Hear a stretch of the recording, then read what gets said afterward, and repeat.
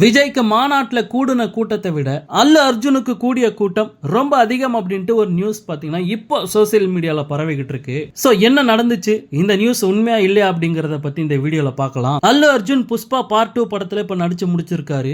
இந்த படத்தை 500 கோடி ரூபாய் பட்ஜெட்ல மிக பிரம்மாண்டமா எடுத்து முடிச்சிருக்காங்க அப்படிங்கிற மாதிரி சொல்லப்படுது.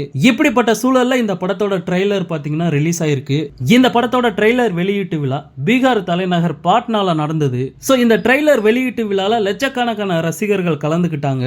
சோ அந்த கூட்டத்தையும் டிவிகே மாநாட்டுக்கு வந்த கூட்டத்தையும் ஒப்பிட்டு தான் இப்போ சோசியல் மீடியால நியூஸ் பரவிக்கிட்டு இருக்கு. தளபதிக்கு எதிராக இங்க பேசிக்கிட்டு இருக்க சில அரசியல்வாதிகள் அல்லு அர்ஜுனனுக்கு இவ்வளவு பெரிய கூட்டம் வந்திருக்கு, தமிழ்நாட்டுல இங்க ஒரு நடிகர் ஒரு சின்ன கூட்டத்தை கூட்டிட்டு நான் தான் முதலமைச்சர்னு சொல்லிக்கிட்டு இருக்காரு, இட்ஸ் வெரி ராங் ப்ரோ அப்படிங்கிற மாதிரி எல்லாம் போஸ்ட் போட்டுக்கிட்டு இருக்காங்க.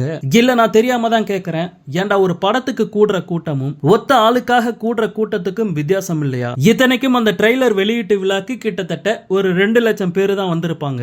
ஆனா தளபதியோட மாநாட்டுக்கு 10ல இருந்து 15 லட்சம் பேர் வந்தாங்க. சோ இப்படி எல்லாம் பொய்யான நியூஸ பரப்பி தளபதியை வீழ்த்திடலாம் அப்படின்ட்டு சில பேர் நினைச்சுக்கிட்டு இருக்காங்க. அவங்களோட கனவு கனவாவே போயிடும் அப்படின்ட்டு அவங்களுக்கு தெரியல.